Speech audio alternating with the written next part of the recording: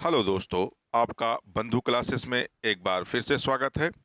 आज हम दोस्तों प्राचीन इतिहास के महत्वपूर्ण सेक्शन मौर्य पीरियड यानी मौर्य वंश से संबंधित अति महत्वपूर्ण प्रश्नों को देखेंगे, जो विभिन्न प्रतियोगी परीक्षाओं के लिए अति महत्वपूर्ण होंगे।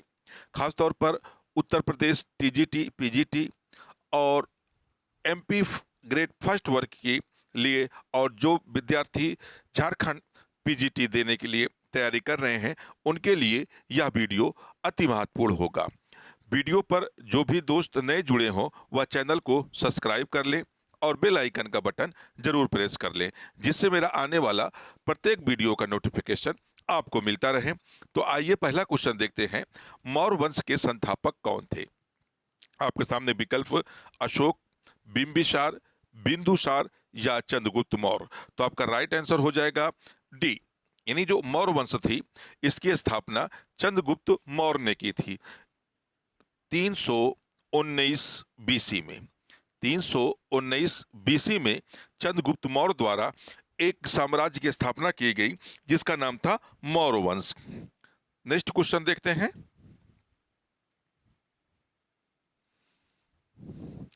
चंद्रगुप्त मौर्य ने किस शासक को हराकर मगध में मौर्य वंश की स्थापना की थी? नंदीवर्धन, घनानंद, महापद्म नंद या कालाशोक। तो आपका राइट आंसर होगा दोस्तों बी, यानी मौर्य वंश के जो संस्थापक थे चंद्रगुप्त मौर्य ने घनानंद, जो नंदवंश का अंतिम बादशाह था, यानी जो नंद वंश का क्या था, बादशाह था, इसी को पराजित कर कर चंद्रगुप्त मौर्य ने क्या किया था, मगध में एक विशाल साम्राज्य की स्थापना की थी। नेक्स्ट क्वेश्चन देखते हैं।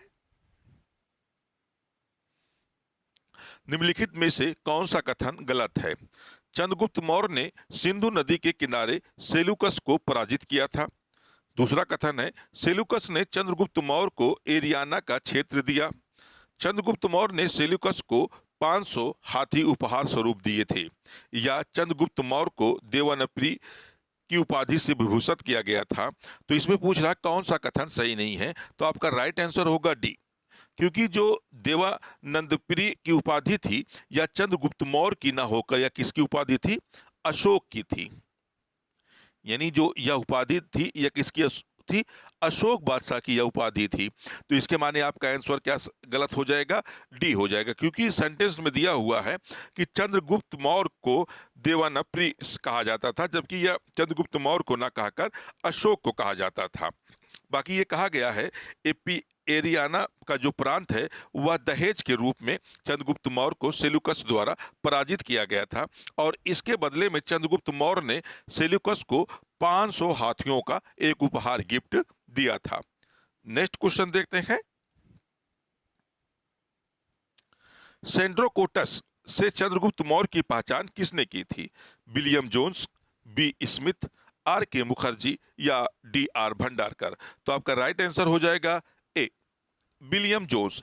यानी जो सेंड्रोकोटस नामक व्यक्ति था इसकी सर्वप्रथम पहचान किसने चंद्रगुप्त मौर्य से की थी? विलियम जोन्स ने की थी। नेक्स्ट क्वेश्चन देखते हैं।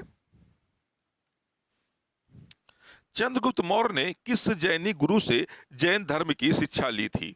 स्थूलभद्र, सुधर्मन, भद्रबाहु या जमाली। तो आपका राइट आंसर हो जाएगा भद्रबाहु। यानी भद्रबाहु से चंद्रगुप्त मौर्य ने जैन धर्म की क्या की थी, शिक्षा ली थी, और इसी के द्वारा अपना राज्य पाट छोड़कर या कर्नाटक की पहाड़ियों पर चला गया था। नेक्स्ट क्वेश्चन देखते हैं।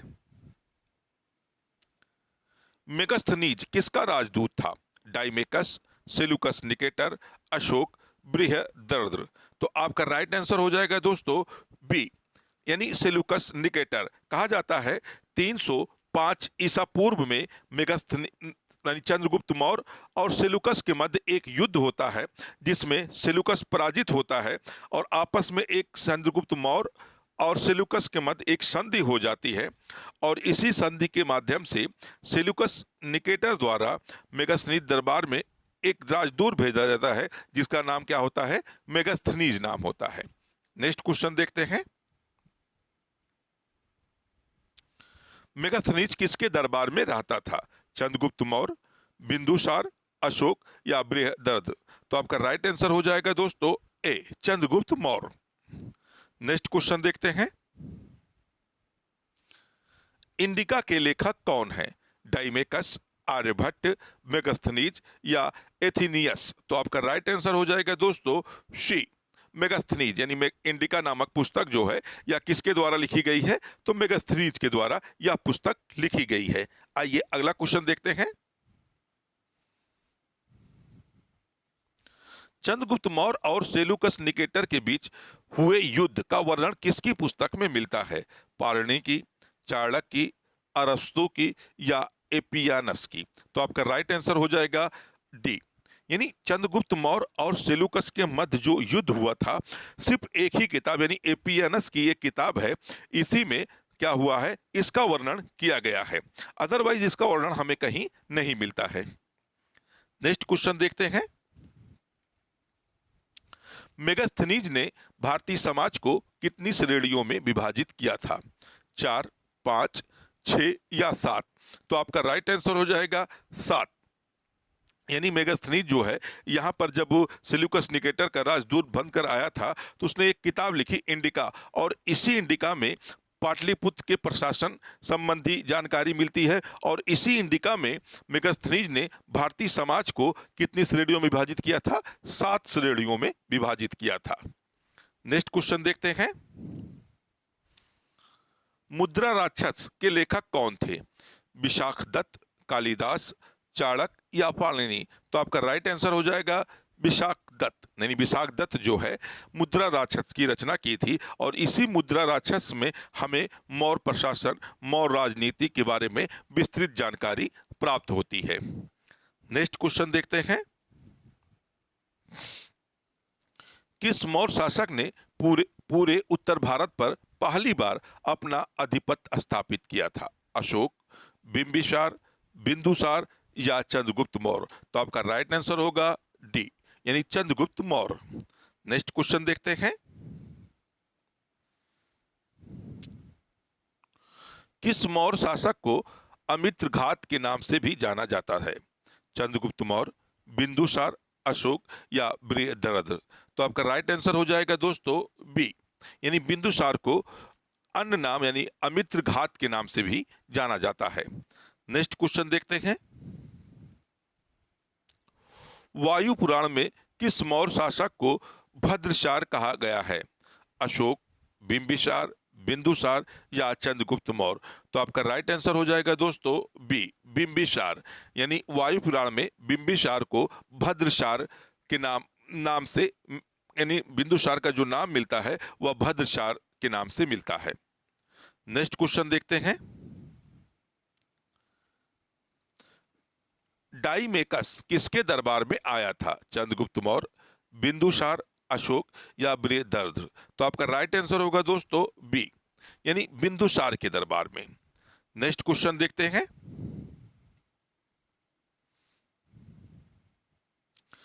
तक्षशिला में हुए विद्रोह को दबाने के लिए बिंदुसार ने किसे भेजा था? अशोक, चंद्रगुप्त मौर्य, सुशी कुमार या अजातशत्रु?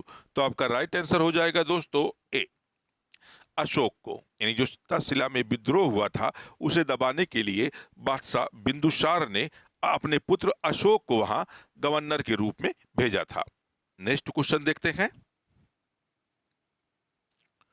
सुदर्शन झील का निर्माण किसने कराया था? पुष्यगुप्त, उपगुप्त, अशोक या नंदीवर्धन? तो आपका राइट आंसर हो जाएगा ए, पुष्यगुप्त। यानी पुष्यगुप्त जो है या चंद्रगुप्त का प्रधानमंत्री था, या चंद्रगुप्त का एक प्रशासक, यानी प्रशासक था, चंद्रगुप्त का एक प्रशासक था, जिसने क्या किया था? सुशर्मन यानी सुदर्शन झील का क्या किया था? निर्माण करवाया था। नेक्स्ट क्वेश्चन देखते हैं।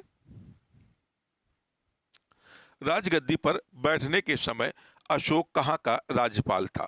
वैशाली, राजगीर, अवंती या पाटलिपुत्र? तो आपका राइट आंसर हो जाएगा दोस्तों सी, अवंती का।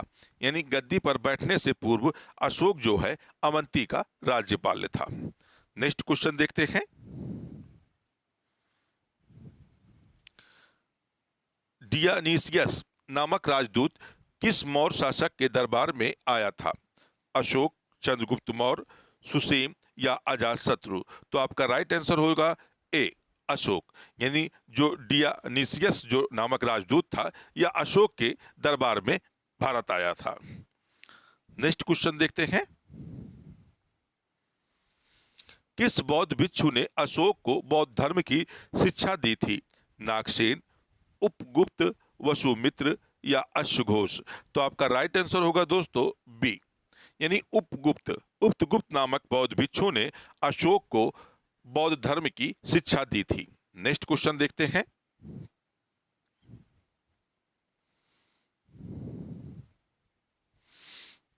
निम्नलिखित में से कौन सा कथन सही है? इंडिका का लेखक विष्णुगुप्त था। अशोक ने अजीकों को नागा अर्जुन गुफा प्रदान की थी। चतुर्थ बौद्ध संगीत अशोक के शासनकाल में आयोजित हुई थी। या अशोक ने अजीवकों को रहने हेतु बराबर की पहाड़ियों में 4 गुफाओं का निर्माण करवाया था। तो आपसे पूछ रहा है कौन सा कथन सही है, तो आपका डी कथन क्या है? राइट है, क्योंकि अशोक ने बिहार की आजीवकों को रहने के लिए बराबर की पहाड़ियों में 4 गुफाओं का निर्माण करवाया था। और इसमें जैसे पहला सेंटेंस कह रहा है कि इंडिका का जो लेखक है वह विष्णुगुप्त है, यानी विष्णुगुप्त की अगर हम बात करें तो इसे अन्य नाम चाणक्य से कहा जाता है। चाणक्य के नाम से भी जाना जाता है, जिसने एक पुस्तक लिखी थी जिसका नाम था अर्थशास्त्र। यानी इंडिका के लेखक की बात करें तो इंडिका का जो लेखक है वह मेगास्थनीज था। अशोक ने अजीवकों को नागा अर्जुन गुफा प्रदान की थी, यह बात गलत है, क्योंकि अशोक द्वारा बराबर की पहाड़ियों में 4 गुफाओं का निर्माण किया गया था, जिसमें सुदामा गुफा सबसे महत्वपूर्ण थी। और चतुर्थ बौद्ध संगीत अशोक के पीरियड में न होकर या कनिष्क के पीरियड में इसका आयोजन किया गया था। तो इसलिए आपका राइट आंसर हो जाएगा डी। नेक्स्ट क्वेश्चन देखते हैं। निम्नलिखित में से कौन सा कथन गलत है? अशोक ने बौद्ध धर्म के प्रचार के लिए अपने पुत्र महेंद्र व पुत्री संघमित्रा को श्रीलंका भेजा था। दूसरा कथन है भारत में शिलालेख का प्रचलन सर्वप्रथम अशोक ने किया था। तीसरा कथन है अशोक के शिलालेख में ब्राह्मी, खरोष्टी, ग्रीक, अरामाइक लिपि का प्रयोग हुआ है।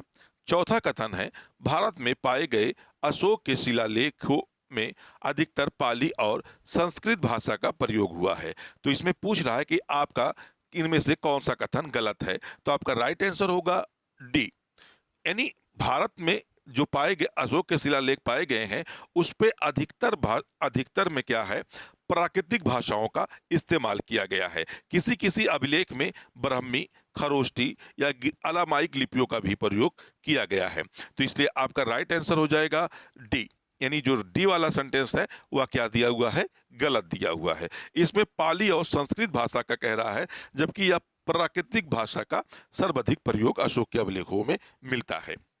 नेक्स्ट क्वेश्चन देखते हैं। अशोक के अभिलेख पढ़ने में सबसे पहले सफलता किसे मिली थी? पैथेलर को, प्रिंसेप को, जॉन मार्शल को या दयाराम साहनी को? तो आपका राइट आंसर हो जाएगा जॉन प्रिंसेप को 1837 ईस्वी में सर्वप्रथम जॉन प्रिंसेप ने अशोक के अभिलेखों में आपको पढ़ने में क्या हुआ था, सफल हुआ था। नेक्स्ट क्वेश्चन देखते हैं। अशोक के शिलालेख की खोज किसने की थी? पेंथेलर, प्रिंसेप, जॉन मार्शल या दयाराम साहनी? तो आपका राइट आंसर होगा ए, यानी पेंथेलर जो है सर्वप्रथम अशोक के शिलालेखों की क्या की थी, खोज की थी। नेक्स्ट क्वेश्चन देखते हैं। किस मौर्य राजा ने गया में नागार्जुन की पहाड़ियों पर आजीवकों के लिए गुफा दान में दी थी? अशोक, कुणाल, दशरथ या चंद्रगुप्त मौर्य? तो आपका राइट आंसर हो जाएगा दोस्तों ए, सी, दशरथ। यानी जो नागा अर्जुन की पहाड़ियां हैं इसमें आजीवकों को जो गुफा दान की गई थी वह राजा दशरथ के द्वारा यह गुफा दान की गई थी। नेक्स्ट क्वेश्चन देखते हैं। बिंदुसार के वंश का क्या नाम था? गुप्त वंश, हर्यक वंश, नंद वंश या मौर्य वंश? तो आपका राइट आंसर हो जाएगा दोस्तों डी, मौर्य वंश। नेक्स्ट क्वेश्चन देखते हैं। अंतिम मौर्य सम्राट था जलौ, अवंती वर्मा, बृहद्रथ या नंदीवर्धन? तो आपका राइट आंसर हो जाएगा सी। नेक्स्ट क्वेश्चन देखते हैं। नंद वंश के पश्चात मगध पर किस राजवंश ने शासन किया था? मौर्य, शुंग, गुप्त या कुषाण? तो आपका राइट आंसर होगा दोस्तों मौर्य वंश ने। नेक्स्ट क्वेश्चन देखते हैं। मौर्य काल में शिक्षा का सर्वाधिक प्रसिद्ध केंद्र था वैशाली, नालंदा, तक्षशिला या उज्जैन? तो आपका राइट आंसर होगा दोस्तों सी, तक्षशिला। नेक्स्ट क्वेश्चन देखते हैं। मेगस्थनीज की पुस्तक का क्या नाम था? अर्थशास्त्र, ऋग्वेद, पुराण या इंडिका? तो आपका राइट आंसर हो जाएगा दोस्तों डी, इंडिका। नेक्स्ट क्वेश्चन देखते हैं। वह स्रोत जिसमें पाटलिपुत्र के प्रशासन का वर्णन उपलब्ध है वह है दिव्य वदन, इंडिका, अर्थशास्त्र, अशोक के शिलालेख? तो आपका राइट आंसर हो जाएगा दोस्तों बी, यानी इंडिका में। नेक्स्ट क्वेश्चन देखते हैं। अशोक के शिलालेख में प्रयुक्त भाषा है संस्कृत, प्राकृत, पाली, हिंदी? तो आपका राइट आंसर होगा दोस्तों बी, प्राकृत। नेक्स्ट क्वेश्चन देखते हैं। जिसके ग्रंथ में चंद्रगुप्त मौर्य का विशिष्ट रूप से वर्णन हुआ है वह है भाष्य, शूद्रक, विशाखदत्त, अश्वघोष? तो आपका राइट आंसर होगा सी, विशाखदत्त। नेक्स्ट क्वेश्चन देखते हैं। निम्नलिखित में से किस मौर्य राजा ने दक्कन पर विजय प्राप्त की थी? अशोक, चंद्रगुप्त मौर्य, बिंदुसार, कुराड़? तो आपका राइट आंसर होगा चंद्रगुप्त मौर्य, यानी चंद्रगुप्त मौर्य द्वारा सर्वप्रथम दक्कन पर विजय प्राप्त की गई थी। नेक्स्ट क्वेश्चन देखते हैं। अर्थशास्त्र के अनुसार सीता भूमि का अभिप्राय है